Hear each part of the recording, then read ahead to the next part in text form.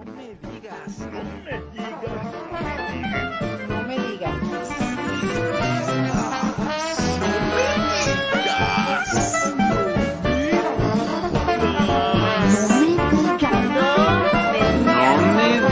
Café con sabor amargo.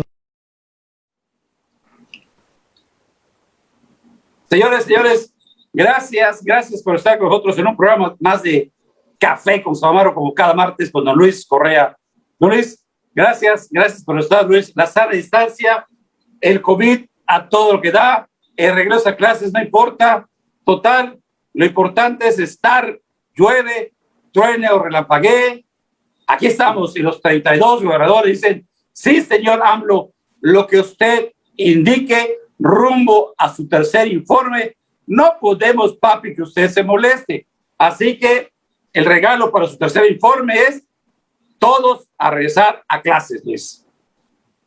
Pues sí, muy buenos días, Gerardo, buenos días al auditorio, ya en tierra firme, ya terminó la temporada vacacional para los yucatecos, reinician las clases por instrucciones del presidente, que en un supuesto respeto a la libertad individual no lo hace de manera obligatoria, a pesar de preceder esta declaración de que es voluntario, el hecho de que llueva, truene o relampaguee, como si por decreto pudiera acabar la pandemia en México.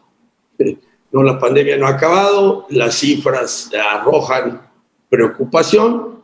Si bien necesitamos educación, necesitamos certeza sanitaria de nuestros niños en las escuelas. Hay una disparidad, hemos visto a través de los noticieros, una disparidad importante en escuelas que tienen pues prácticamente todos los recursos, todos los implementos para reanudar labores, e incluso el apoyo de los padres para esto. Hay condiciones bastante cuidadas, yo no diría completas, pero bastante cuidadas en materia sanitaria, y vemos otros casos totalmente diferentes, ¿no? Donde los padres tienen un temor sustantivo, importante respecto de la sanidad de sus hijos y no han aceptado el regreso presencial, sí el regreso a clases, pero en línea, de manera virtual.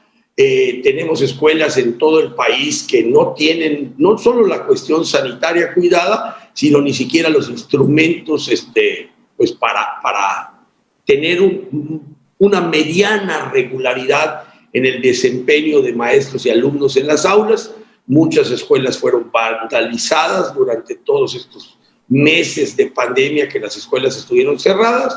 Hay escuelas que tuvieron que encontrar espacios particulares prestados para poder regresar a clases. En fin, es una reanudación bastante irregular de las escuelas. En algunos lugares se calcula que el 30% regresó, pero aquí, independientemente del regreso a clases, que es deseable, pero no en estas condiciones, es que la pandemia, que es el argumento principal por el cual las clases se suspendieron, sigue en México generando muchos contagiados, muchos hospitalizados y todavía muchos muertos. En el estado, lo hemos comentado en los programas anteriores, Gerardo, vamos en aumento el número de muertos con respecto del mes anterior, que el mes anterior había aumentado con respecto de julio el 80% el número de muertos. Desde la semana pasada, decía yo, antes de cerrar el mes, es más, todavía no lo cerramos, realmente es el último día que vamos a conocer cifras de agosto hoy en la tarde, pero ya las cifras muestran un aumento de muertos por coronavirus en el estado de Yucatán. Entonces, una pandemia que no ha terminado, que desde hace más de un año están diciendo que está domada, en fin, estamos en una situación de alto riesgo, de alta transmisión del virus. Al parecer las nuevas cepas han marcado un incremento en el contagio muy claro y pues las cifras así lo sustentan. Incluso hay estadísticas que se han realizado a nivel nacional basado en las cifras oficiales que muestran claramente el incremento de afectados por el coronavirus. Lamentablemente creo que lo hemos dicho anteriormente, hoy pues no tenemos elementos para decir cosa distinta. Esta pandemia prácticamente llegó para quedarse y el llamado pues sigue siendo de alguna manera el mismo ante la insuficiencia de la acción gubernamental para controlar la proliferación del virus y su afectación consiguiente a la comunidad. El cuidado individual es indispensable. No subestimemos como lo hemos hecho tantas veces en los meses anteriores y por eso los resultados. No subestimemos la presencia del coronavirus en nuestras vidas, tengamos los cuidados necesarios y bueno, pues con un poco de suerte y la ayuda de quien creamos todopoderoso, saldremos avante de ello. Oye, Luis, en todo este marco de la pandemia, en el marco del aumento de criminalidad, de feminicidios, de desempleo, híjoles, tantas cosas, mañana se va a presentar el tercer desinforme de gobierno del presidente Andrés Manuel López Obrador. ¿Realmente va a dar algo? No sé, ¿qué va a informar? ¿Qué va a desinformar? ¿O va a seguir desinformando, Luis? Que estamos bien, que tiene otros datos, que México arribotota, que la ola no existe de la pandemia, que los feminicidios, no hombre, ya chole, que no hay violación de derechos humanos, que por eso quita un florero y pone a otro florero, que el florero se va al Senado. Luis, el tercer informe de gobierno. Mira, ¿va a ser igual que el segundo? Entiendo que tú lo plantees así y pues hay razones para plantearlo así cuando tú hablas de un desinforme. Mira,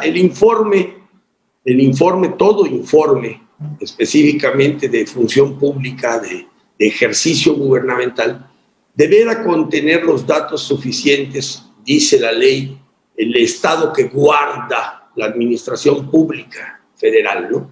Así lo dice la ley. Y pues evidentemente para entender el estado que guarda algo que te encomendaron cuidar, ejercer, pues los datos son lo más importante. ¿Por qué tú te puedes referir a desinformar y por qué hay cero expectativa del informe gubernamental por Andrés Manuel López Obrador? Porque lo que menos hace es eso, pero no lo hace solo en los momentos o en las fechas en que la ley lo obliga, lo hace cotidianamente. Al él decir o adoptar una actitud permanente de tengo otros datos y esos datos no son conocidos, es la subestimación de los datos reales, es la subestimación de las cifras. Vamos, si tú quieres hablar de economía, pues tienes que hablar de cifras. Si quieres hablar del número de casos violentos en el país, sea con muerte o sin muerte, el número de robos, el número de secuestros, el número de feminicidios, etcétera, etcétera, pues son cifras. Cifras que significan personas, sí, pero se cuantifican. El presidente desestima cualquier cuantificación objetiva. ¿Por qué? Porque no le es favorable. Pero lo grave no es solo que no le sea favorable, que no pueda acreditar el buen ejercicio gubernamental, sino que no le importa. Y eso es lo más grave. Desde mi óptica, yo percibo del presidente algo que le han señalado muchas veces y que yo aprendí hace muchos años. Acuérdate que yo, pues, en los años que milité en política, en los 80s, pues éramos oposición. Y cuando llegamos a ser gobierno, así sea a nivel municipal, que así empezó el asunto, percibí que muchos de los que se quejaban, criticaban, exigían un cambio de actitud gubernamental, en buena medida más que cambio, la miseria humana apuntaba a que querían ser sustitución de beneficiarios, o sea, que en lugar de que las cosas cambiaran para todos, mejoraran en el sentido de la crítica, el cuestionamiento, la exigencia, más bien lo que pretendían es que cambiara el sentido del beneficiario de esa irregularidad que existía. Hombre, Cuando un periodista se quejaba es porque a él no le tocaba, cuando un ciudadano se quejaba de la cuestión de los subsidios, pues es que quería ser el subsidiado él. Cuando se quejaba de que los contratos en el ámbito gubernamental eran de manera irregular y para beneficio particular, pues de buena medida se quejaban porque el beneficiario de ese contrato irregular no era su empresa o no era él. Entonces, tempranamente descubrí que desafortunadamente muchos que claman por el cambio, porque las cosas sean diferentes, lo que quieren es que el destinatario de la irregularidad sean ellos. O sea, mientras no me toque, las cosas están mal, pero si me toca, pues las cosas están bien. Entonces el valor verdad o el valor corrección o el valor ético de las cosas iba en función de quién tenía los frutos de esa irregularidad. De alguna manera, cuando veo la 4T, veo eso, pero no solo lo veo del presidente, lo veo incluso de los seguidores. Todas las cosas que se cuestionaban antes, pues se dejan de cuestionar. La exigencia de rendimiento, vamos, tan obvio, tan sencillo y tan cacareado como la cuestión del PIB, el crecimiento económico o la actividad económica nacional, ¿no? El producto de la actividad económica o la actividad productiva en el país. Pues deja de tener importancia. ¿Por qué? Porque ahora ya no son la oposición algo que critica a un gobierno establecido que no es de ellos, sino son ellos los que tienen la obligación de ver que las cosas funcionen de otra manera. Entonces, así como tú lo mencionabas, los muertos por cuestiones violentas en este país, o los asesinatos en este país, que antes fueron bandera política, como fue específicamente la campaña o la guerra de Calderón contra el narcotráfico, hoy definitivamente esa valoración del funcionamiento gubernamental desaparece de la escena por parte de quienes tienen la responsabilidad y de quienes son seguidores de quienes hoy están en el gobierno.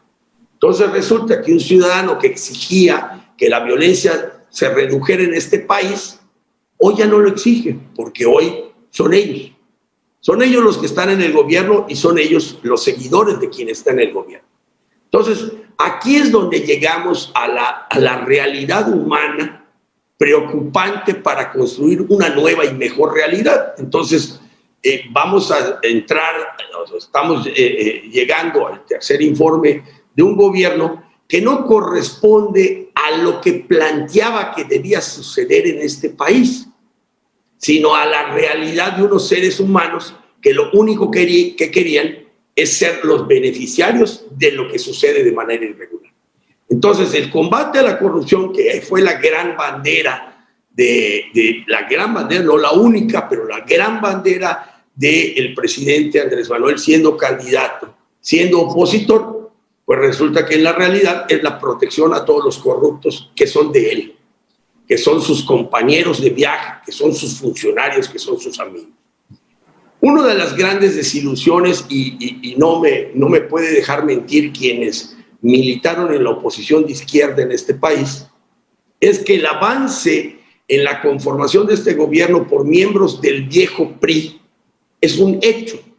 Entonces, de repente, hoy vemos actitudes, y lo hemos conversado, Gerardo, actitudes de gente que conocimos en la izquierda, en la oposición, que eran, en primer lugar, que buscaban la cercanía de otros miembros de la oposición o de los periodistas para que ayudaran a tener presencia. En tu caso, tú tuviste la vivencia con muchos de ellos, que se acercaran a ver cómo hacer más fuerte la oposición frente a un gobierno que no escuchaba, frente a un gobierno que no corregía, frente a un gobierno que manejaba no solo irregular, sino ilícitamente muchas cosas. Y ahora que ellos están en el gobierno haciendo lo mismo y peores cosas, yo insisto que es peor la realidad de este gobierno que lo que hemos visto en el pasado, y no es por defender lo bueno de los malos, sino de que eran menos malos que los actuales, por decirlo de alguna manera. Pues ya están ausentes de toda esa crítica, pero obviamente no se espera que sean críticos públicos de lo que sucede en su gobierno. Eso es impensable. pero sí cuando menos, pues que ayuden o que trabajen para que esos vicios heredados en el ejercicio gubernamental no estén presentes en el ejercicio gubernamental actual. Y entonces están presentes y hoy se han vuelto cómplices. Hoy se les olvidó las razones de su participación en política, hoy se les olvidó los compromisos o la identificación o la convicción derivada de la ideología, y hoy están en el jolgorio del ejercicio gubernamental, siendo ellos los beneficiarios. Entonces, difícilmente es pensable que este informe tendrá elementos de autocrítica, tendrá elementos de realidad, nos seguirá vendiendo, yo siempre he dicho que la narrativa ha traducido eso que hoy es tan importante en el ejercicio gubernamental, que es la narrativa, es el cuento como nos lo cuentan. Y bueno, pues el contador no de contar, sino de hacernos los cuentos, principalísimo, el presidente, pues nos seguirá con el cuento de que todo está bien, que el público mexicano es feliz y que aquellos que dicen lo contrario, pues son conservadores, fifís, enemigos de México, y lo que estamos defendiendo, los que señalamos algo en contrario, estamos tratando de proteger un interés o un privilegio que antes teníamos. En primer lugar, en mi caso, yo digo, no tenía el privilegio, y lo curioso es que los que hoy lo tienen ya no ven lo irregular que se hace desde el gobierno. Oye, fíjate, incluso cuando tú hablabas de los priistas y todo, estaba platicando con unos amigos que me decían, oye, espérate, ¿por qué todo es Calderón? ¿Por qué todo es la situación de Calderón, como dice acá, incluso Gerardo López, que dice, pues no, Calderón es el que armó toda la mafia en México? ¿Qué parte de eso no está claro o es real? Calderón es el trago las armas a los cárteles. Calderón asesinó a millones de personas sin importarle un poquito la vida de los otros. En fin, cada quien dice lo que le gusta, aunque sea falso. Independientemente de lo que dice Gerardo, ¿sí? Agarremos lo que dice Gerardo, lo que dice Gerardo. Vamos a ser empáticos con los que critican al pasado. Vamos a tratar de decir, muy bien, vamos a pensar que efectivamente Calderón empuñó las armas y mató mexicanos. Que, bueno, pudiéramos decir que el número de muertos fue precisamente en buena medida entre ellos mismos por las batallas por la plaza, pero vamos a obviar eso. Vamos a creer que el señor que nos comenta tiene todísima la razón. Calderón empuñó las armas contra los mexicanos. Pues fue tan deficiente su funcionamiento que murieron menos que ahora. Resulta que, pues, traduciendo el mismo argumento al presente, pues es más asesino, si Calderón fue asesino, es más asesino AMLO. Porque lo que lleva del sexenio tiene más muertos que los dos sexenios anteriores en el porcentaje de ocupación gubernamental correspondiente, o sea, en el tiempo que lleva en el gobierno, comparado con el tiempo que llevaba en el gobierno Calderón y Peña Nieto, que son los dos anteriores, caray, pues tiene más ahorita.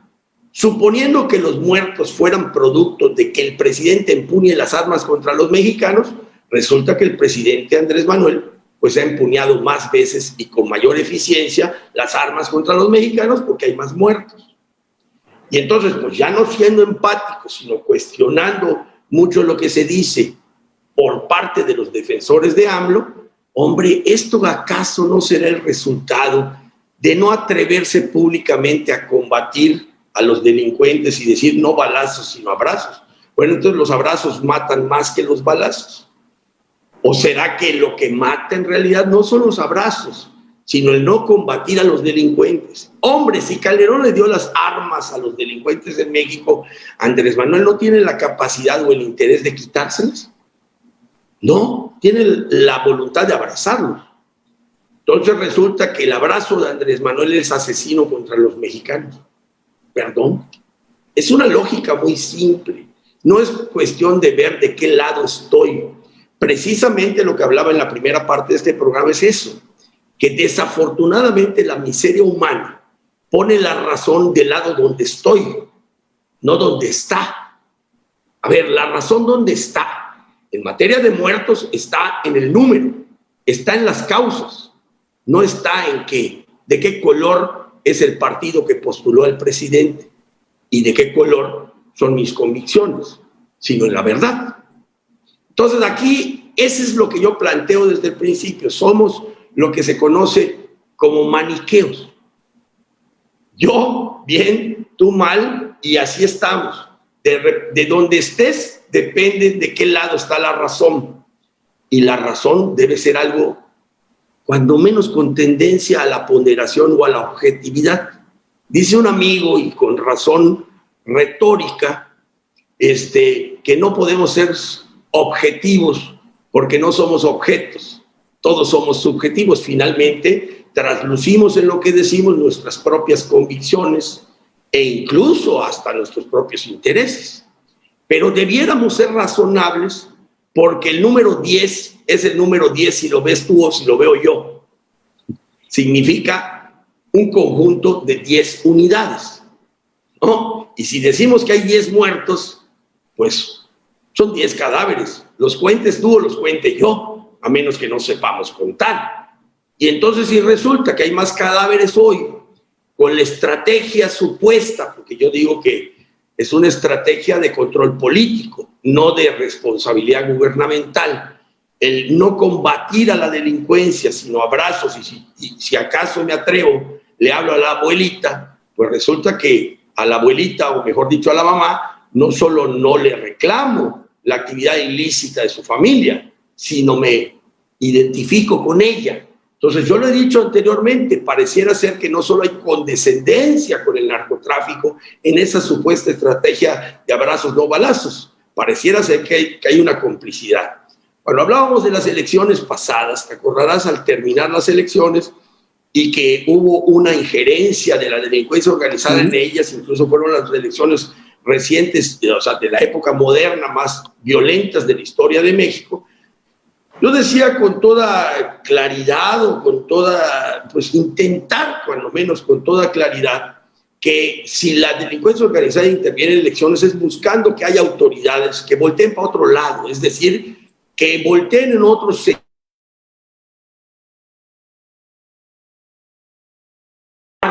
su beneficio a quien a pesar de eso le siguen aplaudiendo. Hombre, hoy amanecía, según las encuestas nacionales, con un 60% de aprobación. Hombre, podrá ser muy bajo con respecto de lo que llegó a tener, pero sigue siendo altísimo. Entonces resulta que los datos, las cifras, la objetividad, la responsabilidad gubernamental y el resultado de ese ejercicio gubernamental no está en la valoración de las gentes respecto a la aceptación de la persona. Nada más que a él, yo creo que no lo elegimos para comer en nuestra mesa como un cuate. Se le eligió por más de 30 millones de mexicanos para ejercer responsablemente la función de presidente de este país y cambiar muchas cosas que estaban en este país con las que la mayoría de los mexicanos no estamos de acuerdo. Aunque yo no haya votado por Andrés Manuel, yo tampoco estoy de acuerdo con la corrupción, yo tampoco estoy de acuerdo con la violencia, tampoco estoy de acuerdo con que las instituciones públicas colaboren por ineficiencia, por incapacidad o por corrupción en esas maneras de conducirse de las organizaciones delictivas. A ver, no estamos de acuerdo la mayoría de los mexicanos. Se eligió a Andrés Manuel, aun cuando yo no haya votado con él, para cambiar eso. Y en lugar de cambiar eso, ha crecido. Ha decrecido el crecimiento, ha crecido el número de muertos y las lamparazos o muestras de que la corrupción existe en México han sido solapados directamente desde la presidencia de la República cuando de amigos o gente vinculada con él se trata. Entonces resulta que por lo que votaron los 30 millones de mexicanos y lo que creíamos que se debía hacer en México por el resto de la población es lo único que no está haciendo el presidente. O sea, que ¿a dónde está llevando el presidente a México? Hombre, hay que ver la integración. Tú hace rato mencionabas, salió el florero y entró el ya El amigo el tabaqueño. amigo, hombre, es el viejo priismo, que yo creo que ni los priistas de hoy pues, están de acuerdo. Espérate, es buenísimo eso que acaba de decir. Porque de pura casualidad, a los que están persiguiendo por la fiscalía, por Nieto, son panistas, son puro panistas. Canalla, ¿cómo se llama? El gobernador de tal lugar. Pero, ¿y por qué no hay ningún priista que esté en esta investigación, Luis? Espérate, o sea, la llegada de este cuate del tabasqueño a la Secretaría de Gobernación es para reforzar, es el combate tremendo contra la corrupción, y más panistas tienen que caer porque los priistas son limpios y puros, Luis. Sí, sin hablar de la limpieza o la pureza de las gentes que son señaladas hoy por la justicia en México, es muy claro y notorio lo que tú señalas. ¿A quién se persigue? A todo aquel que sea opositor. Así es sencillo.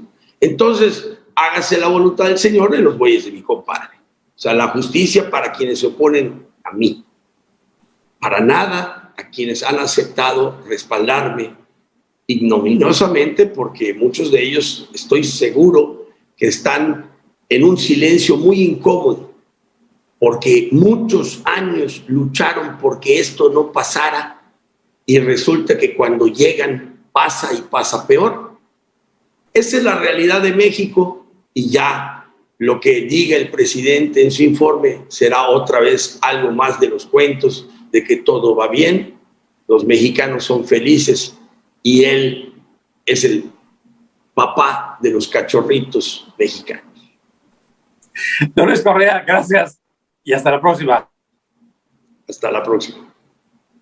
No me digas. No me digas.